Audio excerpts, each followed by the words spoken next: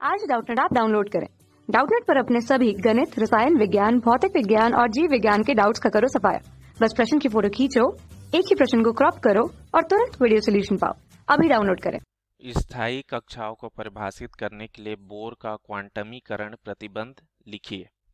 तो देखिए दोस्तों, प्रश्न में पूछा जा रहा है हमको स्थायी कक्षा के लिए जो परिभाषित करता है दोस्तों बोर का जो परमाणु मॉडल, ठीक है, परमाणु मॉडल जो दिया था तो उसमें एक क्वांटमीकरण प्रतिबंध भी बताया था, उसी को लिखना यहाँ पर बता रहा है। ठीक है, तो देखिए दोस्तों, इसको ना मैं पहले शब्दों के रूप में लिख लेता हूँ दोस्तों, फिर समझाता हूँ। ठीक है, देखिए दोस्तों, यहाँ पर शब्दों के रूप में लिख दिया मैंने। बोर के परमाणु मॉडल के अनुसार किसी परमाणु में इलेक्ट्रॉन उन्हीं कक्षाओं में चक्कर लगाते हैं जिनके लिए इलेक्ट्रॉन का कोणीय संवेग h/2 पाई का पूर्ण गुणज होता है। ठीक है दोस्तों, और इन्हीं कक्षाओं को हम लोग बोलते हैं स्थायी कक्षा।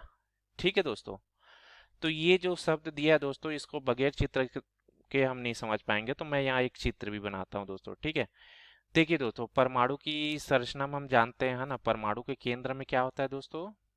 परमाणु केंद्र में एक नाभिक होता है दोस्तों, है ना। परमाणु जो है पदार्थ का सबसे सूक्ष्मतम कण है, और केंद्र में जो भाग होता है उसी को हम लोग क्या बोलते हैं दोस्तों? नाभिक बोलते हैं, है ना। ये जैसे नाभिक। अब ये नाभिक में क्या है दोस्तों? मुख्य रूप से दो प्रकार के कण पाए जाते हैं। एक प्रोटॉन होता है जो धनावेशित होता है, ठीक है, बहुत सारे प्रोटॉन होते हैं। वैसे एक न्यूट्रॉन होता है जो अनावेशित होते हैं, तो न्यूट्रॉन भी बहुत सारे होते हैं। ठीक है, तो P+ यहाँ लिख रहा हूँ, ये क्या है? प्रोटॉन। ठीक है, और ये N0 मतलब ये न्यूट्रॉन, इसमें कोई आवेश नहीं होता है। ठीक है, तो ये प्रोटॉन जो है मुख्य रूप से धनावेश होता है। इसके वजह से नाभिक भी धनावेश होता है, क्योंकि न्यूट्रॉन में तो कोई आवेश नहीं है।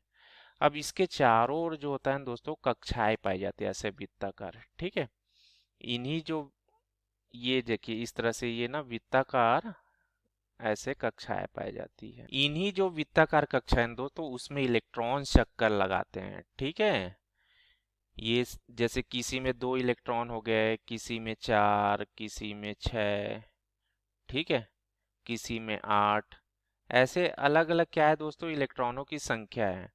ठीक है, तो ये इलेक्ट्रॉनों की संख्या जो है ना, ऐसे कक्षाएं बोलते हैं इसी को। ठीक है, वृत्ताकार कक्षाएं। इसी में इलेक्ट्रॉन जो है नाभिक के चारों ओर ऐसे घूमते रहते हैं, चक्कर लगाते रहते हैं। ठीक है, तो ये इलेक्ट्रॉन की संख्या जितनी होती है उतनी प्रोटॉन भी होता है दोस्तों, इसीलिए नाभिक जो है ना उदासीन होता है, माफ कीजिए, परमाणु जो होता है उदासीन होता है। ठीक है दोस्तों, तो यहाँ पर देखिए दोस्तों, इसको हम लोग बोलते हैं n=1 मतलब प्रथम कक्षा, n=2 मतलब दूसरी कक्षा, n=3 मतलब तीसरी कक्षा, n=4 मतलब चौथी कक्षा, वैसे n=5 होगा तो पांचवी कक्षा। ठीक है, तो ये इलेक्ट्रॉन जो है देखिए दोस्तों उन्हीं कक्षाओं में चक्कर लगाते हैं जिनके लिए इनका कोणीय संवेग जो होता है। कोणीय संवेग अब क्या हुआ दोस्तों? देखिए, संवेग हम लोग जानते हैं, द्रव्यमान गुणित वेग, है ना, रेखीय संवेग जिसको बोलते हैं। तो जब कोई, अगर मान लो इलेक्ट्रॉन एक रेखा में गति कर रहा है तो उसमें क्या होगा? रेखीय संवेग।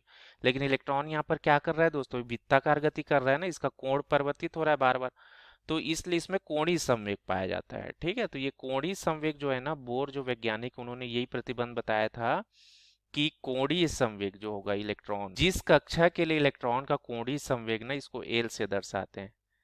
ठीक है, h/2 पाई का क्या होना चाहिए दोस्तों? पूर्ण गुणज।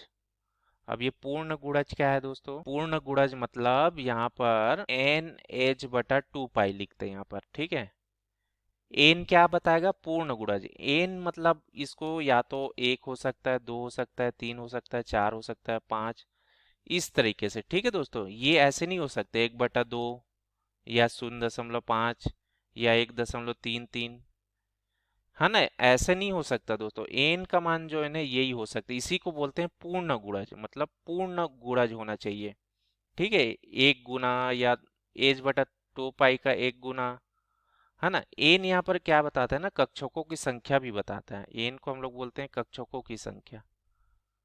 ठीक है दोस्तों, तो जैसे अगर हम लोग पहली कक्षा के लिए अगर देखते हैं कोणीय संवेग, तो क्या होना चाहिए? एन के जगह 1 रख देंगे तो h/2 पाई होना चाहिए, है ना। यहाँ पर मैं इसको लिख देता हूँ, जैसे L1 लिख रहा हूँ, ये क्या होनी चाहिए? एन के जगह 1 रख दो तो h/2 पाई। L2 मतलब दूसरी कक्षा के लिए कोणीय संवेग क्या होने चाहिए? 2h/2 पाई, एन के जगह 2 रख दिया है। तीसरी कक्षा के लिए 3h/2 पाई। तो ये एच बटा 2 पाई का पूर्ण गुणज होगा ना दोस्तों, जिस कक्षा के लिए इलेक्ट्रॉन का, है ना, जिस कक्षा के लिए इलेक्ट्रॉन का जो कोणीय संवेग है एच बटा 2 पाई का पूर्ण गुणज होगा ना, तो वही कक्षा क्या होगा, स्थायी कक्षा होगा दोस्तों। ठीक है, इन्हीं कक्षा को हम लोग बोलते हैं स्थायी कक्षा। ठीक है दोस्तों, तो जो प्रश्न पूछा था दोस्तों, स्थायी कक्षा पर बोर का क्वांटीकरण प्रतिबंध क्या है दोस्तों, यही प्रतिबंध है कि जो कोणीय संवेग है ना, जैसे एल से मैं दर्शाता हूँ, कोणीय संवेग जो है वो एच बटा 2 पाई का पूर्ण गुणज होना चाहिए, एन एच बटा 2 पाई होना चाहिए, है ना। एन बराबर क्या है, 1 2 3, ये ऐसा। तो यही इसका क्या है दोस्तों, क्वांटीकरण प्रतिबंध इसी को बोलते हैं। ठीक है, एन जो है ना, क्वांटीकरण संख्या भी बोलते हैं इसको। ठीक है, तो यही हमसे प्रश्न पूछा गया था दोस्तों। धन्यवाद। कक्षा 6 से 12वीं से लेकर नीट, IIT, JEE वो एडवांस के लेवल तक 1 करोड़ से ज्यादा छात्रों का भरोसा। आज ही डाउनलोड करें डाउटनेट ऐप या व्हाट्सएप करें अपने सारे डाउट्स 8400 400 400 पर।